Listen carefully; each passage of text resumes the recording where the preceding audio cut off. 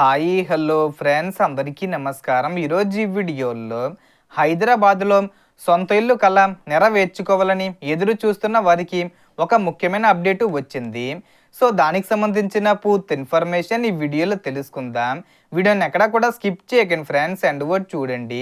వీడియోని స్టార్ట్ చేసే ముందు మీకు ఒక small request friends. TG government నుంచి ఇందిరమ్మ ఇండ్ల పథకానికి సంబంధించి మరియు ఇతర పథకాలకు సంబంధించి ఏ చిన్న అప్డేట్ వచ్చినా మీరు మిస్ కాకుండా ఉండాలంటే వెంటనే మన ఛానల్ని సబ్స్క్రైబ్ చేసుకోండి. అండ్ సబ్స్క్రైబ్ చేసుకున్న వాళ్ళందరూ కూడా సబ్స్క్రైబ్ బటన్ పక్కన ఉన్న గంట సింబల్లో ఆల్ అని పెట్టుకోవడం మర్చిపోకండి ఫ్రెండ్స్. ఇలా పెట్టుకోవడం వల్ల నేను పెట్టే ప్రతి ఒక్క వీడియో మీరు నోటిఫికేషన్ రూపంలో పొందగలరు. అండ్ వీడియో మీరు నచ్చితే లైక్ చేయండి ఫ్రెండ్స్. సో ఏమాత్రం లేట్ చేయకుండా వీడియోలోకి వెళ్ళిపోద్దాం. సో హైదరాబాద్ పరిధిలో అమలు చేయనున్న ఇందిరమ్మ ఇళ్ల పథకానికి జూలై 21 నుండి దరఖాస్తుల స్వీకరణ ప్రారంభమయ్యింది. అర్హులైన వారు ఆగస్టు 10 వరకు మీ సేవా కేంద్రాల ద్వారా తమ దరఖాస్తులను సమర్పించుకోవచ్చు. అంటే మీరు ఈరోజు దరఖాస్తు చేసుకోవచ్చు, రేపు అలా ఆగస్టు 10 వరకు కూడా అర్హత ఉన్నవాళ్ళు దరఖాస్తు చేసుకోవచ్చు. మొదటి విడతలో 16 నియోజకవర్గాల్లో ఒక్కో నియోజకవర్గానికి 500 చొప్పున మొత్తం 8000 ఇళ్లను నిర్మించాలని ప్రభుత్వం లక్ష్యంగా పెట్టుకుంది.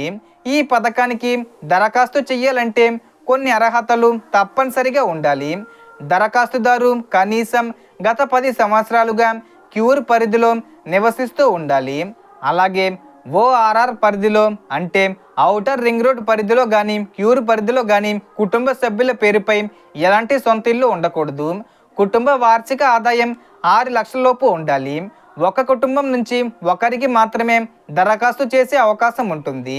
ఇక చాలామంది అడుగుతున్నాం L1, L2, L3 రూల్స్ గురించి కూడా మాట్లాడితే సాధారణంగా అధికారులు దరఖాస్తులను పరిశీలించే సమయంలో 3 దశల్లో వెరిఫికేషన్ నిర్వహిస్తారు. L1లో దరఖాస్తుల్లో ఇచ్చిన ప్రాథమిక వివరాలు, ఆధారు, కుటుంబ వివరాలు, ఆదాయం వంటి పత్రాలను పరిశీలిస్తారు. L2లో ఫీల్డ్ వెరిఫికేషన్ చేసి దరఖాస్తుదారు నిజంగా ఆ చిరునామాలో నివసిస్తున్నారా, సొంత ఇల్లు ఉందా లేదా వంటి వివరాలను పరిశీలిస్తారు.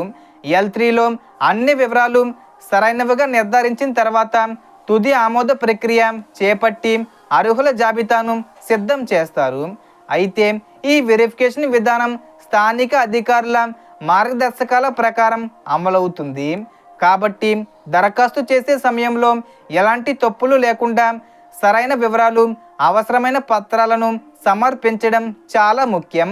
మీ ప్రాంతంలో కూడా ఇందిరమ్మ ఇళ్ల దరఖాస్తులు ప్రారంభమయ్యాయా?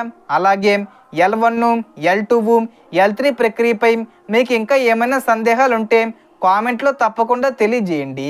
మీ కామెంట్కు వీలైనంత త్వరగా సమాధానం ఇవ్వడానికి ప్రయత్నిస్తాను. సో టోటల్ ఇన్ఫర్మేషన్ ఇది ఫ్రెండ్స్. మీకు ఈ వీడియో నచ్చితే లైక్ చేయండి, షేర్ చేయండి అండ్ సబ్స్క్రైబ్ చేసుకోండి. Thanks for watching.